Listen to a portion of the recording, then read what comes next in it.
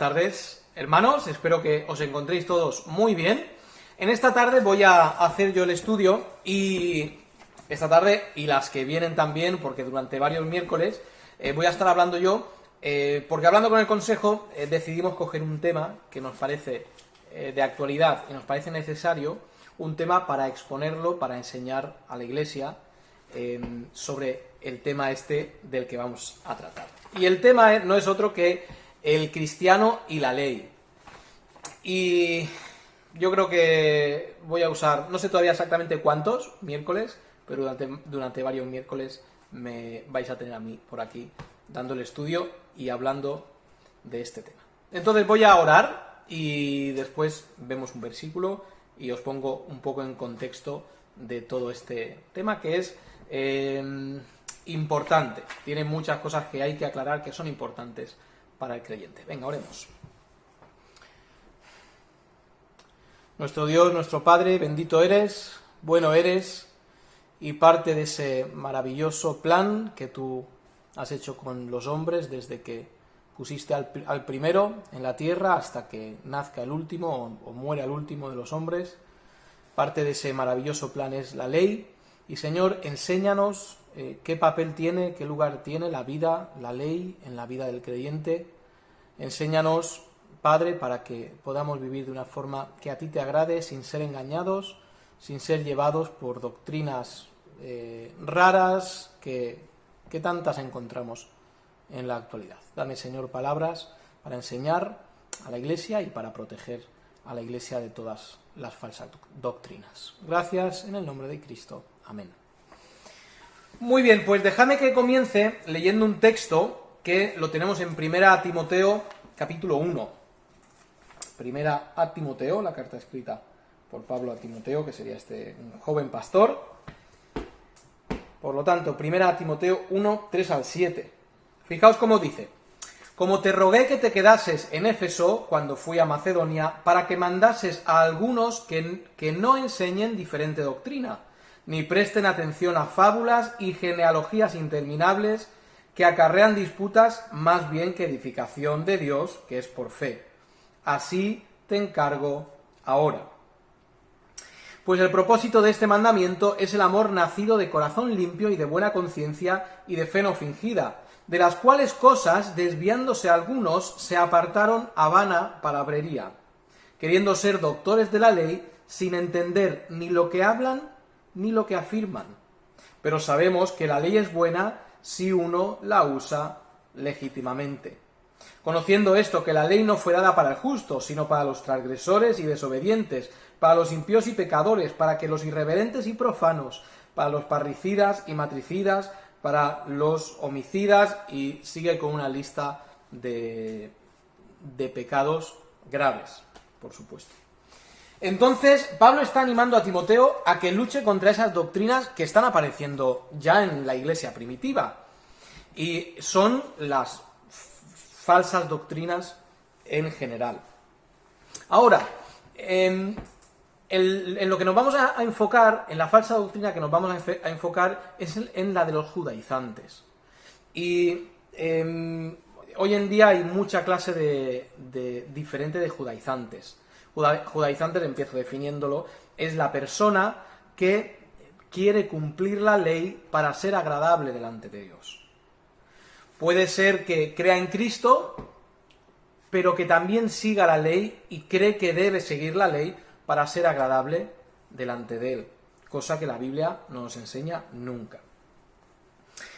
Tenemos por supuesto, entre los grupos de falsas doctrinas, tenemos los que no son bíblicos, que cogen cualquier manuscrito, cualquier panfleto, cualquier libro escrito por cualquier persona y siguen ese libro. Pero también tenemos los que van a ir a la palabra de Dios, van a torcer, a girar lo que dice la palabra de Dios para su propio beneficio, y con esto van a engañar a gente. Y esos son los más peligrosos, porque pueden llegar a usar la palabra de Dios de una forma muy sutil para terminar diciendo lo que ellos dicen. Entonces, vamos a centrarnos en esos judaizantes que dicen seguir a Cristo, quieren seguir a Cristo, pero también siguen la ley y también ponen su confianza en la ley u obedecen la ley, que por supuesto no hay un grupo es un grupo tan grande que seguramente si hablaras con varios de diferentes grupos, varios creyeran incluso de forma diferente. Entonces, como digo, le vamos a llamar judaizantes en general a estos que quieren seguir la ley mosaica. Muy bien, empezamos, pues como hay que empezar desde el principio. En la Biblia tenemos Antiguo Testamento y Nuevo Testamento. El Antiguo Testamento nos cuenta de la creación del hombre, de cómo viene después Abraham, al cual Dios elige y le dice: de ti va a salir el que va a ser de bendición, no para los judíos, para todas las naciones. Y a ese que escoge, que es Abraham, le dice algo muy importante, que lo vamos a mirar también, y es en Génesis 15. Esto es el principio de la Biblia, Génesis 15. Génesis 15, 6. Tenemos este pasaje en el que Dios promete a Abraham un hijo, y fijaos qué dice el versículo 6 del capítulo 15. Y creyó a Jehová y le fue contado por justicia. Este pasaje es muy importante, porque este pasaje viene antes que la ley vendría mucho tiempo después. Pero ya ha establecido Dios que lo que espera del hombre es que crea en él, que confíe en él. Y esto va a marcar desde Abraham hasta los tiempos en los que estamos nosotros, que Dios exige lo mismo, fe de nosotros. La descendencia de Abraham llega a ser una nación. Y nos encontramos con una situación. Sabéis que van a Egipto, en Egipto están un par de siglos, un poquito más, y resulta que cuando salen de Egipto son un montón, son una enorme nación, y tenían varias opciones a la hora de gobernar esa nación. Salen de Egipto, donde en Egipto hay unas leyes, las cuales ellos tenían que seguir. Salen de Egipto y se encuentran con dos opciones: o nos acogemos a las leyes de Egipto, que por cierto, las leyes de Egipto, como todas las leyes, como todos los códigos de leyes de la antigüedad, están muy mezclados, por supuesto, con toda clase de adoración a dioses. Entonces teníamos, o cogen la ley de Egipto, o necesitan una nueva ley. ¿Qué ley van a seguir? En esa ley, ¿quién va a establecer qué es lo bueno y qué es lo malo? Pues entonces Dios les da a esos judíos una ley. Una ley que no es sencillamente los 10 mandamientos. No es una ley que sencillamente nos habla de sacrificios. Es una ley que tiene que servir para gobernar al pueblo. Gobernarlo socialmente. Es una ley que tiene aspectos sociales, muchos aspectos sociales. Tiene aspectos sanitarios, por supuesto, muchos, desde una mujer con el periodo que tiene que hacer a qué hace un hombre cuando tiene que ir a hacer sus necesidades, leyes sanitarias. Y por supuesto una ley litúrgica, tiene un aspecto que es litúrgico, que es el cómo hacemos los ritos espirituales, cómo los hacemos, pues eso es la ley litúrgica. Entonces, Dios a través de Moisés da estas leyes al pueblo. Si quiere decir la ley, pero siempre que hablemos de la ley tenemos que entender que hay varios aspectos de la ley, hay varias secciones. Muy bien. ¿Qué ocurre? La ley está vigente, esa ley que he dicho, social, sanitaria, litúrgica, está, yo lo he llamado así, ¿de acuerdo? Hay otros que lo dicen, los separan en otras formas, pero más o menos estamos yendo a lo mismo. Esa ley está aproximadamente 1500 años, ¿de acuerdo? Digo aproximadamente, año arriba, año abajo, 1500 años. ¿Hasta cuándo? Hasta que viene Cristo. ¿Qué ocurre? Los judíos han estado 1500 años, o mejor o peor, o más fielmente, o menos fielmente, o más de corazón, o más exteriormente, Han estado siguiendo esa ley 1500 años. Esto es un montón, ¿de acuerdo? Esto es un montón de años. Una barbaridad de años. Los padres de los padres de los padres de los padres de los padres la seguían. Y yo la sigo. Y mi padre, mi abuelo, y mi tío, y mi sobrino. Y todos los que somos judíos hemos seguido esa ley durante 1500 años. Claro, cuando llega Cristo, dice: yo no he venido a quitar la ley. Yo he venido a cumplir la ley. Yo he venido a completar la ley. La ley no tenía un fin. La ley, los sacrificios eran continuos. Por supuesto que eran continuos. No tenía un fin, no se iba a acabar nunca la ley. Llega Cristo, que es el gran completador de las cosas. Dios también el gran completador de las cosas, siendo los dos Dios, por supuesto. Y viene y completa la ley. Y dice: se acabó. He llegado yo, el que por fin la he cumplido. ¿Qué ocurre? Cristo viene con sus enseñanzas, aclarando la ley, dando sentido a la ley, diciendo que Él ha venido a cumplir la ley y queda cumplida, por lo tanto.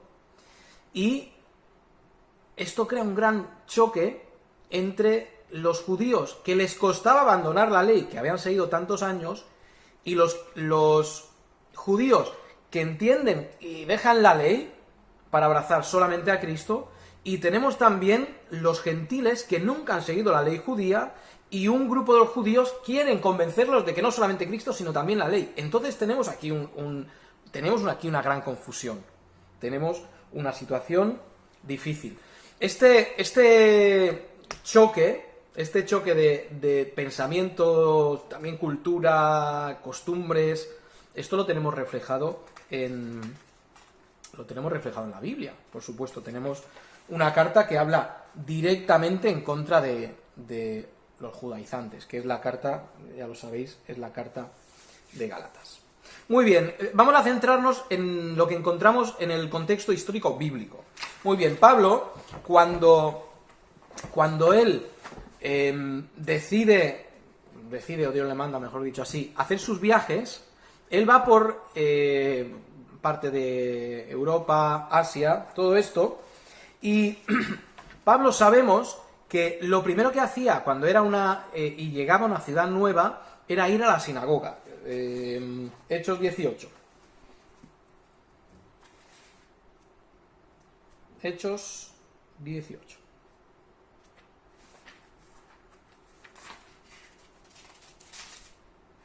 Fijaos cómo dice Hechos 18, 4. Y discutía en la sinagoga todos los días de reposo y persuadía a judíos y a griegos. Y creo, si no me equivoco, el 19 también. Y llegó a Éfeso y los dejó allí, y entrando en la sinagoga discutía con los judíos. Por tanto, Pablo sabe que el mejor lugar para ir a encontrar gente reunida es la sinagoga. Esos precisamente que estaban esperando al Mesías que venía a traer, que era su Mesías. Creo que el concepto lo entendemos de sobra. Por tanto, él llega a las sinagogas. Por cierto, hay judíos en toda esa zona. Los judíos se han dispersado años antes porque han sido perseguidos desde más o menos el 60 y pico. En la propia Judea, Roma está gobernando con vara de hierro. Hay judíos que han salido. Los judíos sabéis que son muy buenos comerciantes, históricamente han sido muy buenos comerciantes, muy buenos con el dinero, y donde iban eran prósperos. Y la gente normalmente, en cierta época de la historia, les ha gustado mucho tener judíos. Y habían varios judíos, por ejemplo en España, hace miles de años, habían judíos. Y todavía en algunos pueblos antiguos puedes ir y encontrar las juderías, que eran el barrio judío. Bueno, como fuera, la cuestión es que Pablo va a las sinagogas, unos judíos le creen, otros judíos no le creen, y terminan teniendo esa mezcla de judíos creyentes, judíos cristianos y gentiles cristianos. Con todo el bagaje cultural del judío y con todo el bagaje cultural del gentil. El gentil normalmente adoraría a otros dioses, dioses paganos, y el judío pues tendría las costumbres según las cuales él adoraba a Dios. Y vienen los dos a encontrarse en Cristo. Fijaos qué interesante. Tiempos muy curiosos esos. Tenemos esa mezcla social, no sabemos porcentajes, realmente no sabemos si los porcentajes de judíos y de gentiles cuánto era, pero la realidad es que tenemos esa mezcla. Un poco nosotros tenemos también, todas las iglesias deberían tener esa mezcla cultural, uno de un color, otro de otro color, uno de la cultura, otro de otro país. Eso es maravilloso. Y todos nos encontramos ¿en quién? En Cristo, que es lo que nos une. No nos une ni la música, ni las costumbres, ni la ropa, ni los colores, nos une Cristo. Por tanto, en esa situación social tenemos a los judaizantes. ¿Qué hacen los judaizantes? Yo tengo aquí 4 puntos. Hoy, como veis, es más bien introducción, pero tenemos hoy 5 puntos para explicar, para que entendáis por qué hay judaizantes, ¿de acuerdo? El primero de los puntos es a cualquier judío que se le predicara a Cristo y creyera en Cristo, tenía unas costumbres las cuales había practicado desde pequeño y le habían enseñado desde pequeño. Por lo tanto, le habría costado mucho deshacerse de esas costumbres. Mucho, por supuesto. Si he dicho antes, la ley, cuando llega a Cristo, la ley está a 1500 años. Es un proceso traumático para cualquier judío abandonar todo eso y creer en Cristo. Y decir, en Cristo ya no tenemos que cumplir la ley. En Cristo está la justificación. Cristo es el Mesías. Era algo traumático para ellos. No es que los judíos, esto hay que aclararlo, no es que los judíos estuvieran en un error. La ley no era un error. La ley es lo que Dios había establecido hasta que viniera Cristo. Por lo tanto, no estaban en un error. Pero llegado Cristo, tenían que seguir a Cristo. Cuando los judíos, en el tiempo de Cristo, los judíos, muchos de ellos no estaban esperando a Cristo.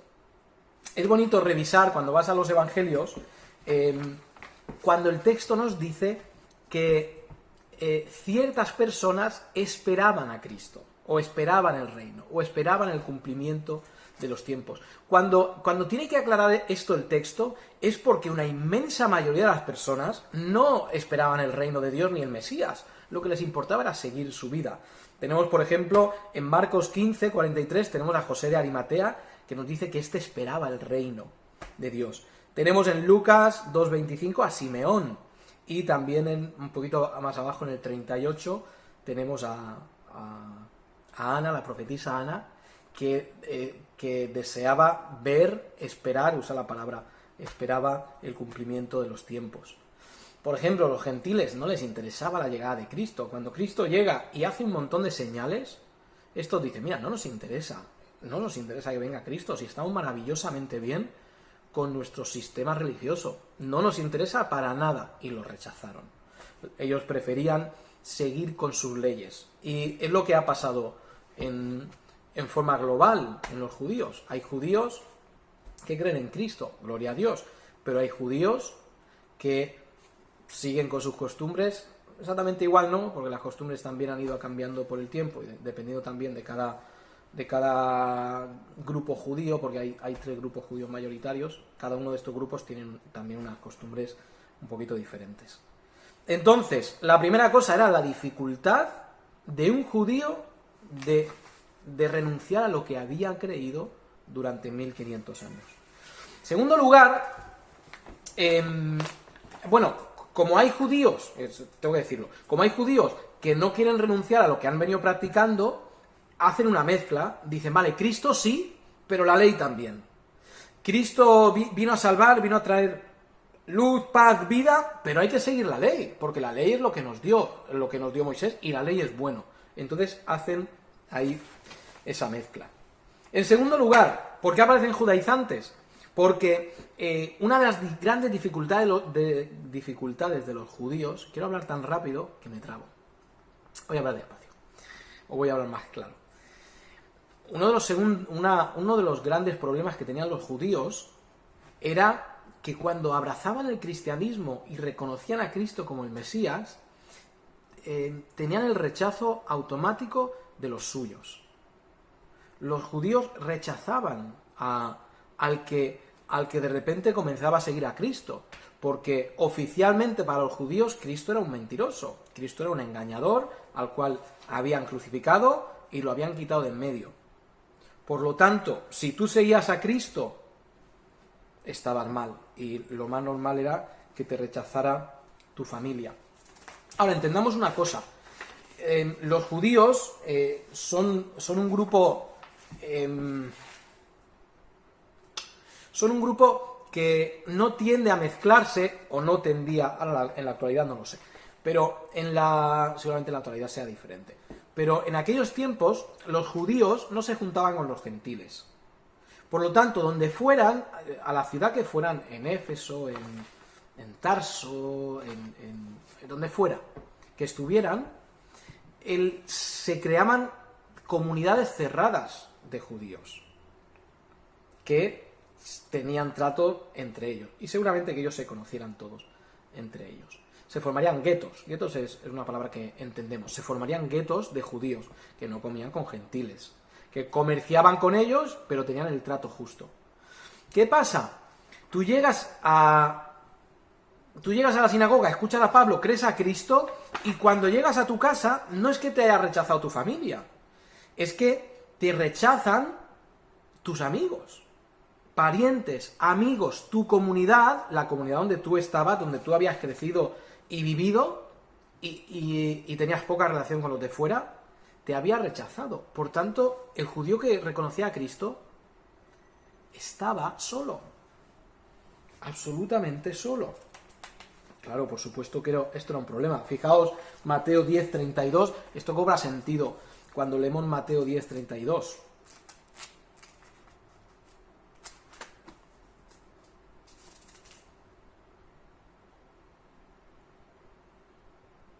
A cualquiera... Mateo 10:32. A cualquiera, pues, que me confiese delante de los hombres, yo también le confesaré delante de mi Padre que está en los cielos. Y cualquiera que me niegue delante de los hombres, yo también le negaré delante de mi Padre que está en los cielos. Saltamos al 37.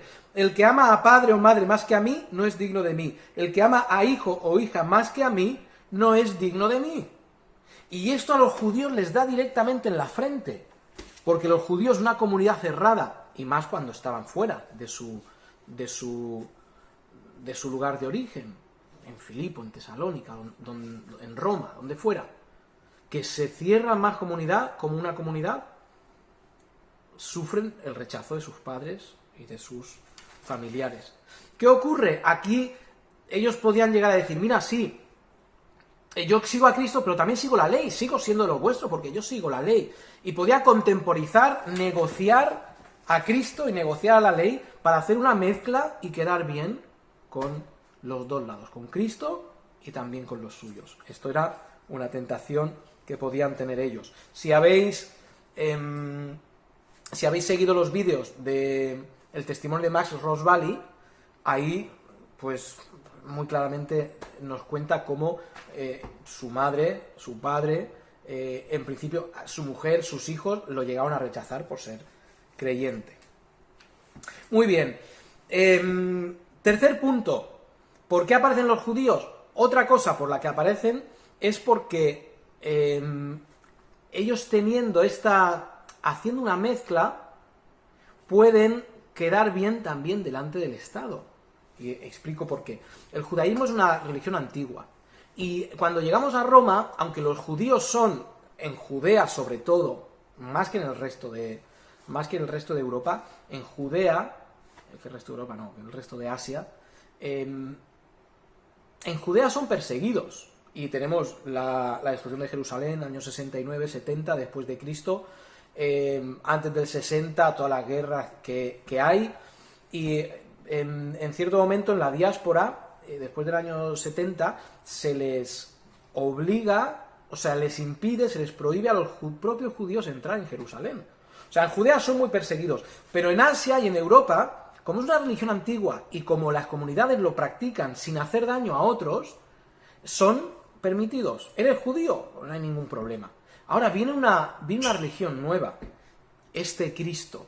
Viene a alborotar lo que ya conocemos. Viene a mover lo que ya conocemos, a socialmente cambiar a la gente. Por tanto, si tú decías, no, yo creo en Cristo, pero yo soy judío, yo creo en Cristo, pero yo voy a la sinagoga y yo hago todo lo que hacen los judíos, me sigo identificando con los judíos, con lo que ellos hacen, con sus costumbres. Por lo tanto, yo no soy un peligro. Pocos años después, Efesios, en el año 68, voy a decir bien las cifras, aproximadamente. Se persigue, creo que es el 68. En el año 68 es el incendio de Roma, en el cual, si os acordáis, Nerón ataca a los cristianos. Esto es 20 añitos después de que Pablo anduviera por Europa. 20 años no es tanto, Si tú tienes 20 años, igual dices, 20 años es una eternidad. Los que ya gastamos algunos años más, sabemos que 20 no es tanto. Y menos en la historia, 20 años no es casi nada. Entonces, para evitar dificultades, los nuevos cristianos podían abrazar al judaísmo y evitar problemas.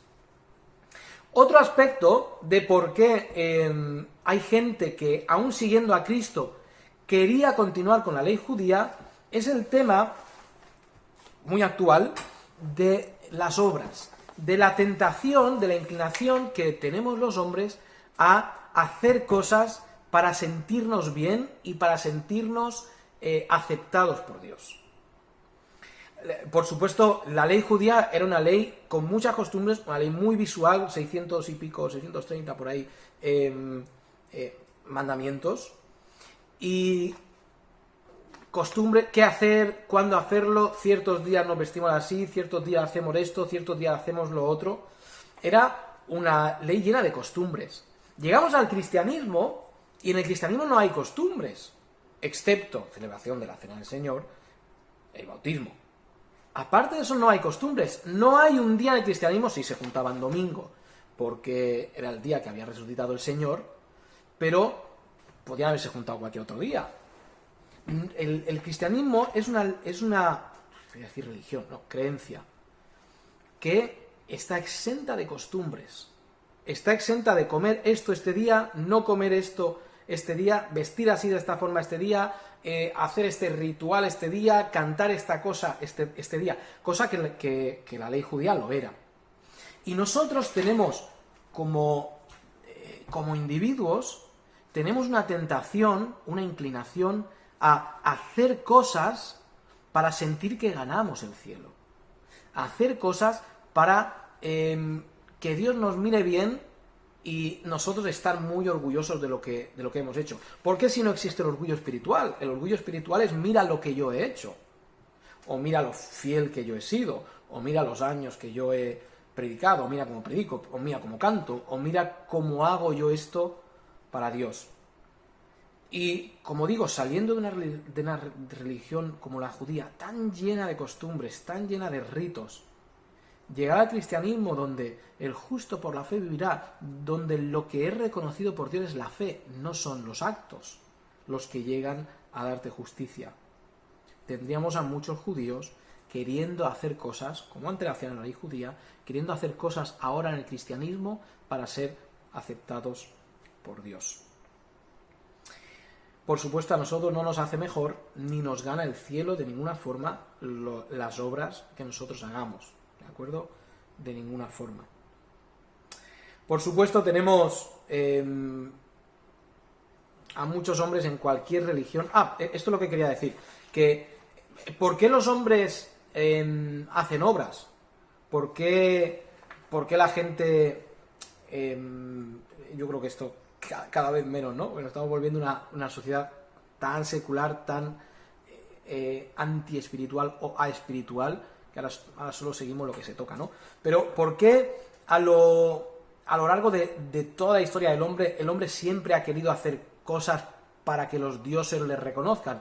Hacerle un monumento a Dios, hacerle, o al dios que buscaran, hacer una estatua, como se ve a veces en Asia. El otro día estaba viendo una estatua de Buda, no sé qué tendría, 100 metros de alto, no, pero 30 metros de alto, 40 metros de alto, algo exageradísimo. Y el hombre lo hace para congraciarse con Dios, para decir, mira lo que yo he hecho por ti.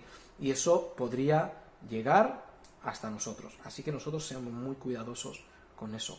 Todo lo que nosotros hacemos no es para ganar la salvación, sino es por obediencia. Es un rito, es un culto racional, es lo lógico de ser una criatura nueva. Y todo lo que hagamos siempre que agrade a Dios es en la fuerza del Espíritu Santo. Si el Espíritu Santo no estuviera con nosotros, no seríamos capaces de agradar ni un poquito a Dios. Y bueno, por eso el hombre tiene, como digo, esa inclinación a hacer las obras. Los que se convertían a Cristo, judíos o gentiles también, esto podía pasar con los gentiles, querrían seguir haciendo cosas para que Dios les reconociera. Entonces el cuarto punto era que se dejarían llevar por sus costumbres de hacer obras para ser reconocidos por Dios. Por cierto, aquí tenemos una... ¿Sabéis lo que es el galatanismo? Igual no lo habéis escuchado nunca, pero el galatanismo es creer en Cristo para salvación, pero usar las obras para mantener esa salvación. Esto es lo que se llama el galatanismo, que viene, por supuesto, de lo que ocurría en la carta a los Gálatas, que la vamos a abrir en próximos estudios, porque esa es la carta que más directamente habla contra los judaizantes, los que querían seguir la ley. El galatanismo es, sí, yo voy al cielo por Dios, pero necesito hacer cosas para conservar mi salvación. Necesito hacer cosas para que mi salvación no se me extravíe, no se me pierda, y al final, ¿por qué mérito vas al cielo? Dios te ha salvado, pero las obras que tú has hecho son las que te han mantenido en la salvación. Por lo tanto, terminas yendo al cielo por tus manos, por tu fuerza. Y esto, por supuesto, no es lo que enseña la Biblia. Nosotros llegamos a tener vida espiritual por la obra de Cristo.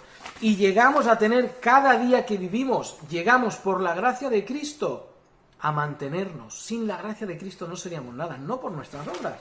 ¿Quién podría por sus obras ser justo? Si al contrario, si tú tienes un corazón sincero delante de Dios, te das cuenta que cuanto más obras intentes hacer por tu mano, más pecador eres, más pecados cae, porque lo que Dios quiso es una salvación en Cristo y una vida totalmente dependiente de Cristo, una vida diaria totalmente dependiendo de la gracia de Cristo. Cuanto más pecador eres, más te agarras de Cristo, no de tus obras, no de hacer cosas con las manos, sino de Cristo. Nos lleva al quinto punto, y el quinto punto es el resultado de todo lo que hemos venido hablando. El resultado de creer en Cristo, pero mezclarlo con la ley, en el grado que tú quieras. 60% Cristo, 40 ley, 50 ley, 50 Cristo, 70 Cristo, 30 ley, la amalgama que tú quieras, el porcentaje que tú quieras. Pero ¿dónde nos lleva esta mezcla? Nos lleva a una medio verdad o una medio mentira. Nos lleva a algo mezclado. Y el Evangelio no tiene nada de esto. El Evangelio no tiene mezcla. El Evangelio es Cristo. El Evangelio es la palabra. La obediencia que nosotros tenemos es una obediencia que Dios la va a recompensar en el futuro, en el tribunal de Cristo. Pero no es que esas obras nos den ninguna clase de justificación delante de Dios. Y menos la ley mosaica, que la ley mosaica vamos a hablar en los próximos estudios de cómo tenemos que entenderla. Tenemos que guardar el sábado. Tenemos prohibido comer jamón, comer cualquier clase de cerdo. Tenemos prohibido vestir ropas, como nos decía la ley, vestir ropas que tengan mezcla de tejidos, como nylon y algodón. Es un judío, no podría hacerlo.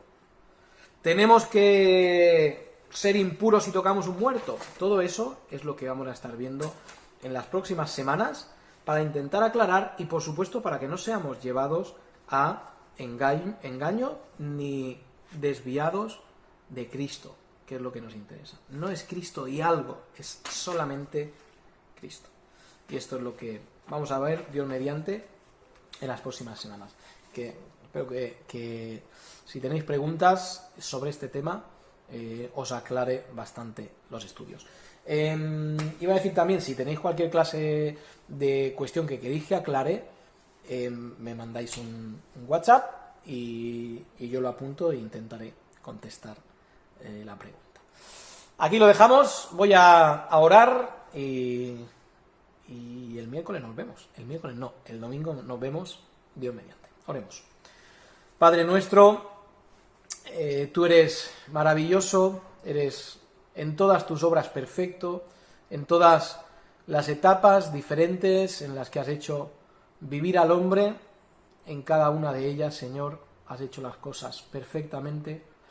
Y, Señor, vivimos en el tiempo de Cristo, bueno, todo el tiempo ha sido de Cristo, pero vivimos en el tiempo en que la gracia, en que Él nos ha hablado directamente, nos ha dado tu mensaje, y solamente en Él es que encontramos la salvación. Gracias, Señor, por tu preciosa palabra. Danos entendimiento, danos un limpio entendimiento de tu palabra para entender qué es la verdad. Y, Señor, con temor delante de ti ruego que me des a mí el entendimiento para dirigir a esta congregación. Gracias, en el nombre de Cristo. Amén. Lo dicho, nos vemos el domingo y muchas bendiciones.